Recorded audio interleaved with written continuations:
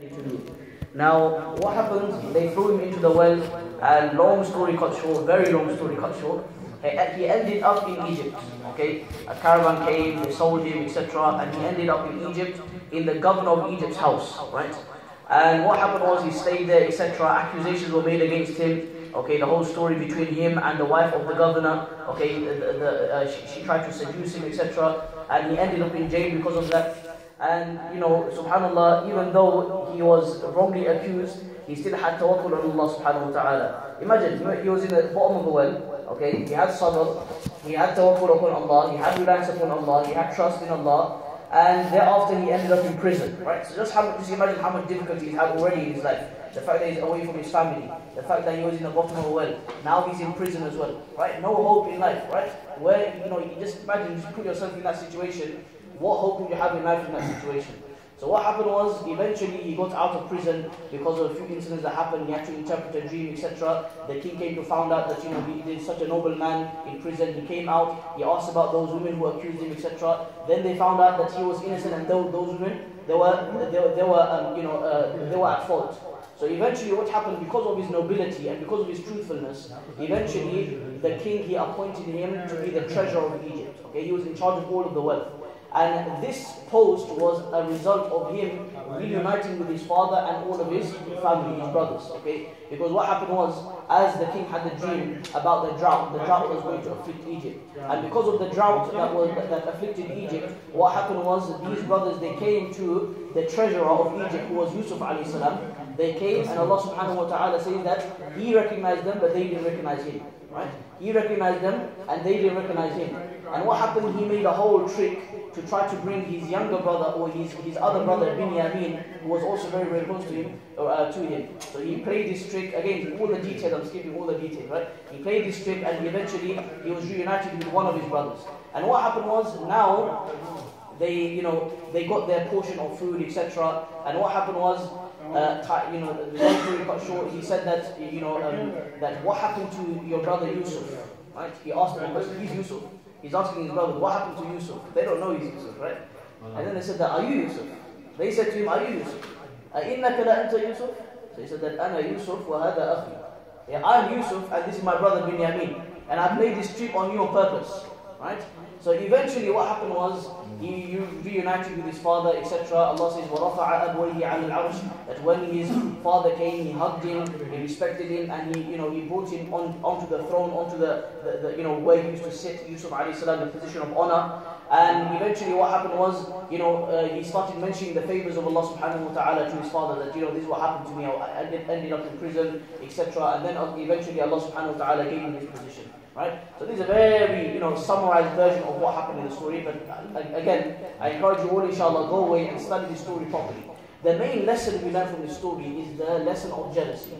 Yusuf alayhi salam's brothers, they had jealousy. Why? The whole thing started because they saw that Yaqub alayhi salam, their father, was giving more attention to Yusuf alayhi salam and wasn't giving attention to them. So because of this jealousy that they had, what happened? They ended up throwing him into the bottom of the well. And this is how the whole story came about. Okay? And we learn from this that jealousy can be something very, very dangerous. It can lead a person to killing someone. It can lead a person, to cutting off relationships, etc. It can lead a person to stealing one's wealth, right? So many things can happen just because of this one illness that a person may have in his heart. Okay? And this is why Rasulullah sallallahu alaihi wasallam is saying that إِيَّاكَ وَالْحَسَدِ, that إِيَّاكَ وَالْحَسَدَ, beware of jealousy. فَإِنَّ الْحَسَدَ يَأْكُلُ الْحَسَنَاتِ كَمَا تَأْكُلُ النَّارُ الْحَطَبَ. Because jealousy is such a thing, it eats away the good deeds just like fire eats away wood. Right? This is the result of jealousy. Right? Now, what does jealousy mean? Jealousy means for you, when someone has got a blessing, and you want that, you have this desire, because this jealousy is in your heart, hasad is in your heart, you have this desire that I want that blessing to be removed from him, to go away from him, whether I get that blessing or not, I don't care. But I don't want him to have that blessing. Right? For example, a person has wealth, and you don't have that much wealth. He's bought a nice flashy car, mashallah, right?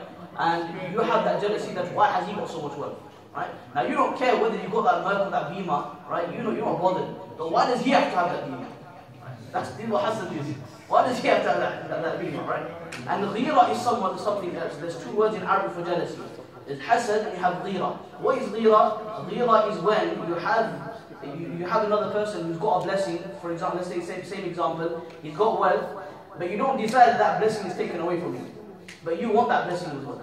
Okay? So this person, he's got wealth, and you think that, if only I had that wealth as well. Or he's been blessed with knowledge, for example. He's been blessed with, the knowledge of the Quran, for example. And you have this jealousy, this good type of jealousy, if you like, right? That, he's got such a good blessing, if only I had that blessing as well. This is what we call ghira.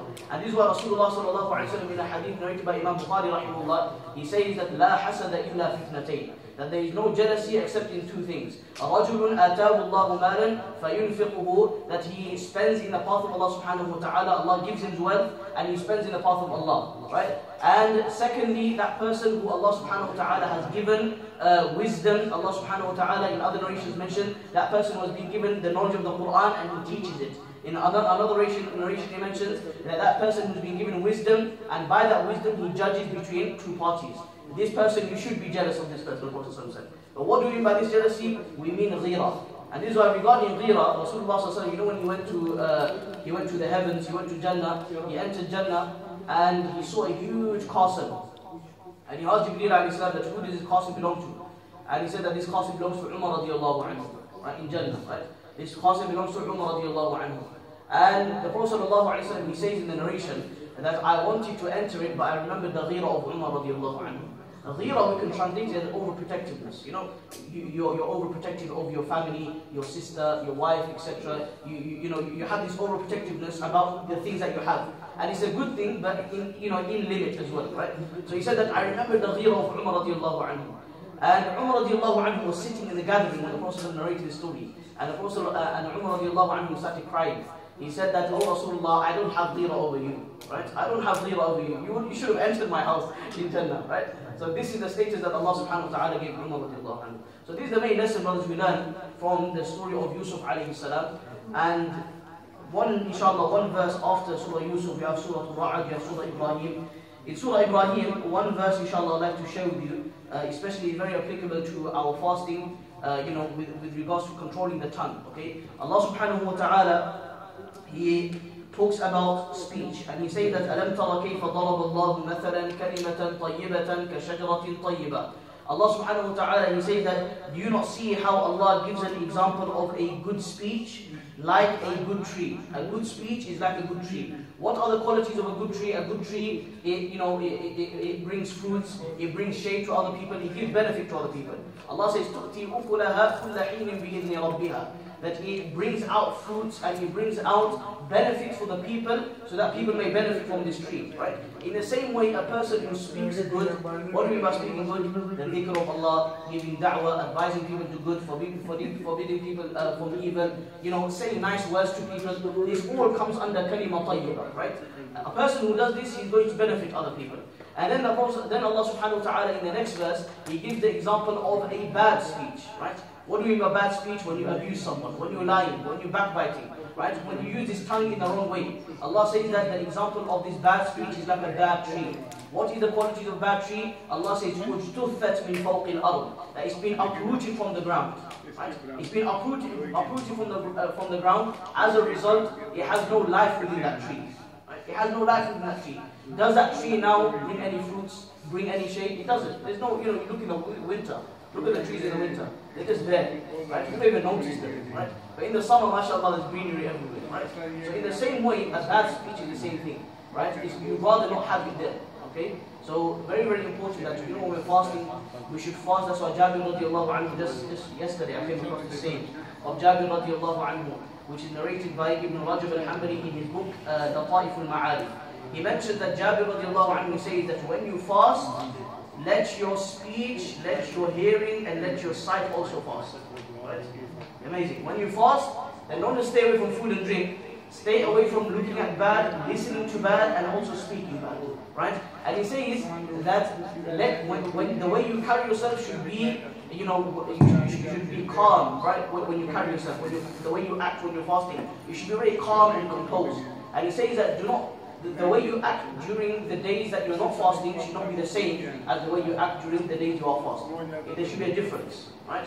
So this is a very amazing advice that Jabir radiallahu anhu gave. Now the 13th juz, brothers, if I be honest with you, every single verse is amazing in the 13th juz. Right? Every single verse. is worthy of me sharing with you, but otherwise we'll be here all night, we won't have suhoor, and we'll be at the fajr, right? If you want that, then, you know, we can stay here, but I'm sure, you know, subhanAllah, we don't want that, right? So I encourage you, inshallah, go away and study as much as you can, okay? Start with Surah Yusuf, and inshallah, when you get time, you know, there's no time limit, right? Inshallah, you got your whole life, you got the whole year, even after Ramadan, right? Study the 13 juz as well, very, very powerful juz. So inshallah, we ask Allah subhanahu wa ta'ala, Allah gives us a tawfiq, and Allah gives us correct understanding of the Quran. Wa akhiru da'wana alhamdulillahi rabbil alameen.